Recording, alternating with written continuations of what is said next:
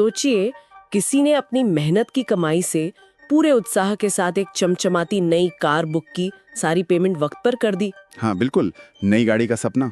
और डिलीवरी वाले दिन शोरूम पहुंचे, मन में वो नई गाड़ी की खुशबू और एहसास, और फिर पता चले कि जो गाड़ी मिल रही है वो नई है ही नहीं। ओह, ये तो बहुत बुरा लगता है। शायद पिछले साल का मॉडल हो, या थोड़ी चली हुई हो, या हो सकता है डीलर ने उसे टेस्ट ड्राइव के लिए इस्तेमाल किया हो। कैसा महसूस होगा? ये सिर्फ दिल टूटने वाली बात नहीं है, ये तो सरासर गलत है और हाँ, गैर कानूनी भी है। बिल्कुल। और आज हम इसी पर एक गहरी चर्चा करेंगे। जब कोई डीलर नई गाड़ी के वादे पर पुरानी या इस्तेमाल की हुई गाड़ी थमा देता है, तो कानूनी तौर पे इसे क्या कहते हैं? इसे उपभोक्ता कानून के तहत अनुचित व्यापार व्यवहार यानी अनफेयर ट्रेड प्रैक्टिस क्यों माना जाता है? देखिए, हमारी ये बातचीत कुछ कानूनी उसूलों और एक बहुत ही अहम अदालती मामले पर आधारित है, जो इस मुद्दे की परतें खोलता है। सही कहा। हमारा मकसद ये समझना है कि ऐसी धोखाधड़ी होने पर एक खरीदार के क्या अधिकार है और हमारा कानून उन्हें कैसे बचाता है। तो चलिए इस पूरे मामले को करीब से समझते हैं। तो ये मामला है राजीव शुक्ला बनाम Gold Rush Sales and Services Limited और अन्य का। कहानी काफी सीधी है। श्री राजीव शुक्ला ने Gold Rush Sales and Services Limited से एक बिल्कुल नई Tata Victor GXT C car book की। जी। बुकिंग अमाउंट दिया और बाद में गाड़ी की पूरी कीमत भी चुका दी। इरादा साफ था, एक ब्रांड न्यू, एकदम नई गाड़ी घर लाना, जैसे कि किसी भी नए खरीदार की उम्मीद होती है। बिल्कुल। लेकिन यहीं पर मामला उलझ गया। पहली दिक्कत तो ये हुई कि गाड़ी मिलने में ही करीब 1 साल लग गया। 1 साल? ओ। हाँ, उन्हें गाड़ी मिली 26 मई 2006 को, और जब मिली तो देखकर उनके पैरों तले जमीन खिसक गई। गाड़ी नई बिल्कुल नहीं लग रही थी। अच्छा। ये 2005 का मॉडल था, करीब 10,000 किलोमीटर चल चुकी थी। और सबसे हैरान करने वाली बात जो बाद में सामने आई, डीलर इस गाड़ी को अपनी डेमो टेस्ट ड्राइव गाड़ी के तौर पर इस्तेमाल कर रहा था। अरे बाप रे, डेमो कार को नई बताकर बेच दिया। हाँ, और तो और गाड़ी में दूसरी कई मैकेनिकल खामियां भी थीं। जाहिर सी बात है, श्री शुक्ला को ठगा हुआ महसूस हुआ होगा। उन्होंने क्या किया फिर? उन्होंने सबसे पहले पुलिस में FIR दर्ज कराई। जब उससे बात नहीं बनी तो उन्होंने जिला उपभोक्ता फोरम का दरवाजा खटखटाया। सही कदम उठाया। उनकी मांगे सीधी थी, डीलर ये पुरानी गाड़ी वापस ले और उन्हें वैसी ही एक बिल्कुल नई गाड़ी दे जिसके लिए उन्होंने भुगतान किया था, या फिर उनकी पूरी रकम ब्याज समेत वापस करे और इस सारी परेशानी और मानसिक तनाव के लिए उन्हें मुआवजा दे। बिल्कुल वाजिब मांगे थी। जिला फोरम ने मामले की सुनवाई की, सारे सबूत देखे और पाया कि श्री शुक्ला की शिकायत सही थी। फोरम ने माना कि दी गई गाड़ी वाकई पुरानी थी और डीलर उसे टेस्ट ड्राइव के लिए इस्तेमाल कर रहा था। अच्छा। इसलिए फोरम ने डीलर को आदेश दिया कि वो पुरानी गाड़ी वापस लेकर श्री शुक्ला को एक नई गाड़ी दे, साथ ही मानसिक पीड़ा के लिए 5,000 रुपए और मुकदमे के खर्च के लिए 2,500 रुपए का हर्जाना भी देने को कहा। तो मतलब जिला फोरम ने तो इंसाफ कर दिया। हाँ, ऐसा लगा तो था, लेकिन कहानी यहाँ खत्म नहीं हुई। डीलर ने इस फैसले को राज्य आयोग में चुनौती दी। अच्छा, अपील की? हाँ, पर राज्य आयोग ने भी जिला फोरम के फैसले को सही ठहराया। लगा कि अब तो बात पक्की हो गई। 2 फोरम का एक ही फैसला। पर डीलर फिर भी नहीं माना और मामला राष्ट्रीय उपभोक्ता विवाद निवारण आयोग यानी नेशनल कमीशन तक ले गया। यहाँ उन्होंने एक पुनरीक्षण याचिका मतलब रिवीजन पिटिशन दायर की। और यहीं एक अहम मोड़ आया। राष्ट्रीय आयोग ने अपने पुनरीक्षण क्षेत्राधिकार मतलब रिविजनल जुरिस्डिक्शन का इस्तेमाल किया। ये क्या होता है? देखिए, ये एक ऐसी शक्ति है जिसका इस्तेमाल आमतौर पर तब होता है जब निचली अदालतों ने कानून की व्याख्या में कोई गलती की हो, न कि तथ्यों को दोबारा जांचने के लिए। ये फैक्ट्स पर दोबारा विचार करने के लिए नहीं होती ज्यादातर। ओके। लेकिन यहाँ राष्ट्रीय आयोग ने जिला और राज्य आयोग के इस तथ्यात्मक निष्कर्ष को, मतलब जो फैक्ट था कि कार पुरानी है, उसे पलट दिया। ये तो अजीब बात है। मतलब 2 फोरम कह रहे हैं कार पुरानी है, सबूत भी हैं, फिर भी राष्ट्रीय आयोग ने नहीं माना। हाँ, ये थोड़ा असामान्य था। राष्ट्रीय आयोग ने ये तो माना कि कार दोषपूर्ण थी, मतलब डिफेक्टिव थी, लेकिन ये नहीं माना कि वो पुरानी या इस्तेमाल की हुई थी। तो फिर क्या आदेश दिया उन्होंने? उन्होंने आदेश बदल दिया। नई कार देने के बजाय उन्होंने डीलर को सिर्फ 1 लाख रुपए का मुआवजा देने को कहा। कार बदलने वाला आदेश हटा दिया। बस 1 लाख नई गाड़ी की कीमत के बदले? जी हाँ, ये कदम इसलिए महत्वपूर्ण है क्योंकि जैसा मैंने कहा, रिविजनल जुरिस्डिक्शन का दायरा सीमित होता है, खासकर तब जब 2 निचली अदालतें तथ्यों पर, फैक्ट्स पर एक ही नतीजे पर पहुंची हो। अब श्री शुक्ला के लिए ये तो सरासर नाइंसाफी थी। पैसे नई गाड़ी के दिए और मुआवजे से कैसे काम चलता भला। बिल्कुल। तो वो इस मामले को देश की सबसे बड़ी अदालत सुप्रीम कोर्ट ले गए। अच्छा, सुप्रीम कोर्ट तक गया ये मामला? हाँ, वहां उनके वकील ने तर्क दिया कि राष्ट्रीय आयोग ने तथ्यों के मामले में दखल देकर अपने अधिकार क्षेत्र का उल्लंघन किया है। उन्होंने जोर दिया कि जब दो फोरम मान चुके हैं कि गाड़ी पुरानी थी, तो राष्ट्रीय आयोग का उसे नकालना गलत है। सही आर्गुमेंट है। और सबसे बड़ी बात, पूरी कीमत लेके नई गाड़ी न देना, ये तो सीधी सीधी बेईमानी है और अनुचित व्यापार व्यवहार है। सुप्रीम कोर्ट ने इस मामले को बहुत गंभीरता से लिया और कोर्ट ने एक बहुत ही महत्वपूर्ण सिद्धांत स्थापित किया। उन्होंने कहा कि जब कोई ग्राहक नई कार बुक करता है और पूरी कीमत अदा करता है, तो ये डीलर का फर्ज है, उसकी जिम्मेदारी है कि वो ग्राहक को एक वास्तव में नई, बिल्कुल नई, हाँ बिल्कुल नई और बिना किसी खामी वाली गाड़ी दे। यानी कोई अगर मगर नहीं, कोई बहाना नहीं। बिल्कुल नहीं। सुप्रीम कोर्ट ने साफ कहा कि एक पुरानी गाड़ी देना, खासकर ऐसी गाड़ी जो डेमो टेस्ट वाहन के तौर पर इस्तेमाल हुई हो, या कोई भी खराब गाड़ी देना किसी भी तरह से कबूल नहीं किया जा सकता। कोर्ट ने इसे सीधे शब्दों में अनुचित व्यापार व्यवहार, अनफेयर ट्रेड प्रैक्टिस करार दिया। और क्या कोर्ट ने डीलर के इस रवैये पर कोई टिप्पणी की, कुछ कहा? हाँ बिल्कुल। कोर्ट ने इसे सिर्फ एक कानूनी चूक नहीं माना, बल्कि इसे डीलर की ओर से बेईमानी और नैतिकता के विरुद्ध कहा, मतलब डिसऑनेस्टी और अगेंस्ट मोरालिटी एंड एथिक्स। बाप रे, काफी सख्त टिप्पणी है। जी।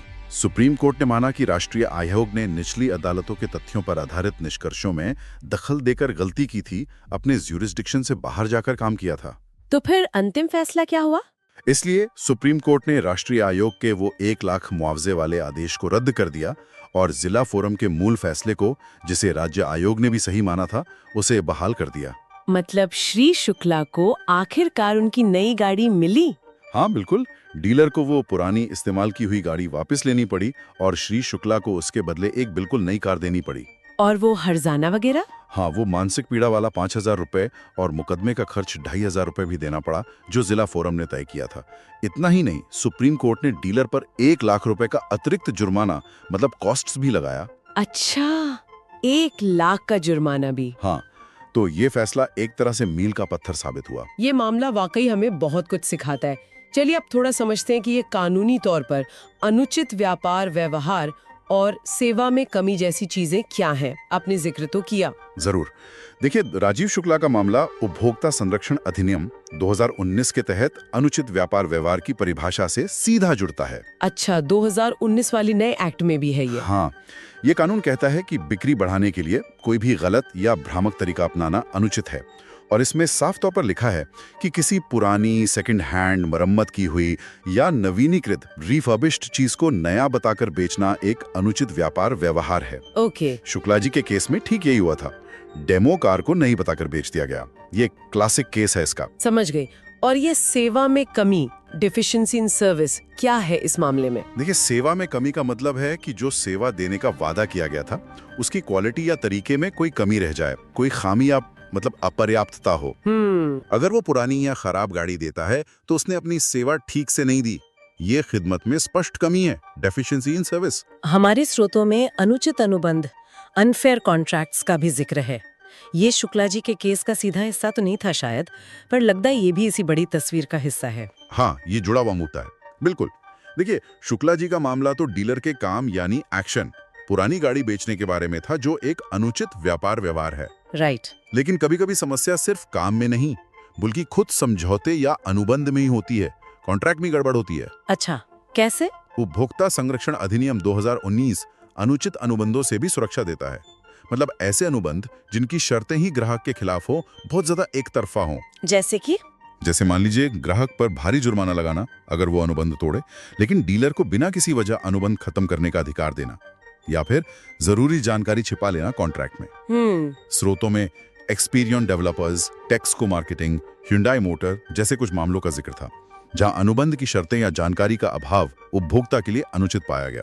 तो ये भी एक एंगल है। तो ये सब एक ही सिद्धांत की तरफ इशारा करते हैं कि उपभोक्ता को किसी भी तरह की नाइंसाफी से बचाना है। सही कहा।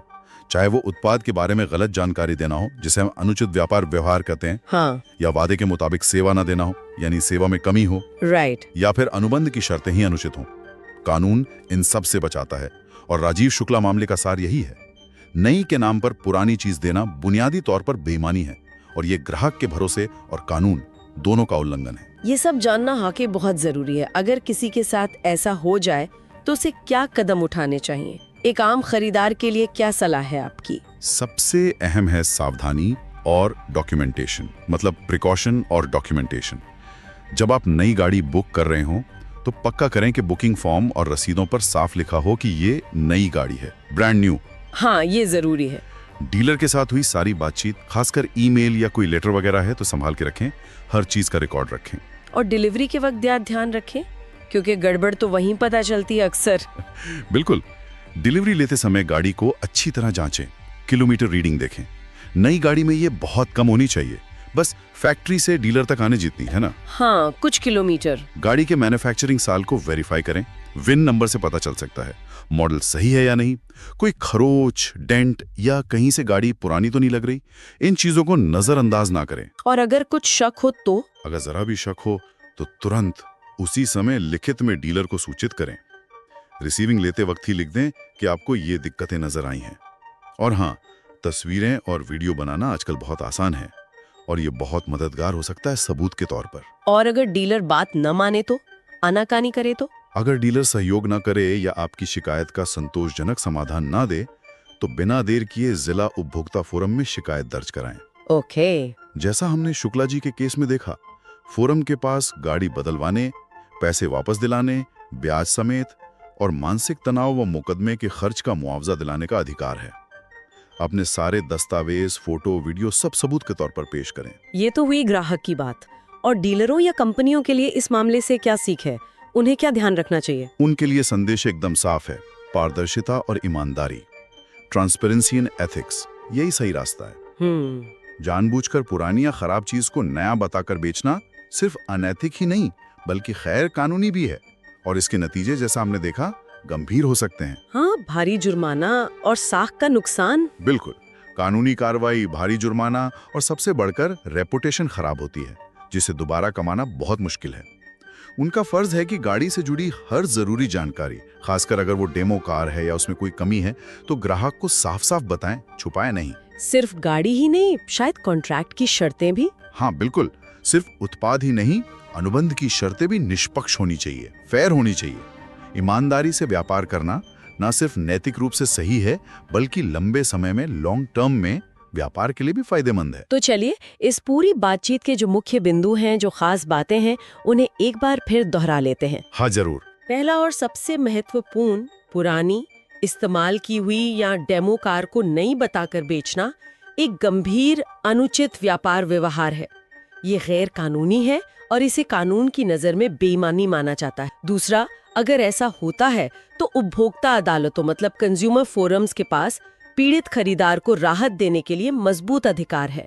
वो गाड़ी बदलने, पैसे वापस करने और मुआवजा दिलाने जैसे आदेश दे सकती हैं। तीसरा, न सिर्फ डीलर का काम बल्कि अनुबंध की शर्तें भी निष्पक्ष होनी चाहिए, फेयर होनी चाहिए।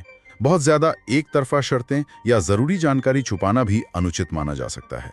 ट्रांसपेरेंसी बहुत जरूरी है। और चौथा, खरीदारों के लिए सभी दस्तावेज संभाल कर रखना, डिलीवरी के समय गाड़ी को ध्यान से जांचना और किसी भी गड़बड़ी को तुरंत दर्ज करना, लिखित में लाना, ये अपने अधिकारों की रक्षा के लिए बेहद महत्वपूर्ण है। ये सच में बहुत काम की जानकारी है, खासकर उनके लिए जो नई गाड़ी खरीदने का सोच रहे हैं या खरीद रहे हैं। बिल्कुल, और ये हमें एक कदम आगे सोचने पर भी मजबूर करता है ना? हाँ। किस तरह से? हमने देखा कि कानून पुरानी गाड़ी को नई बताकर बेचने के खिलाफ कितना सख्त है। सुप्रीम कोर्ट तक ने इसे बेईमानी कहा। फिर भी ऐसी घटनाएं क्यों होती हैं? हाँ, ये सवाल तो है।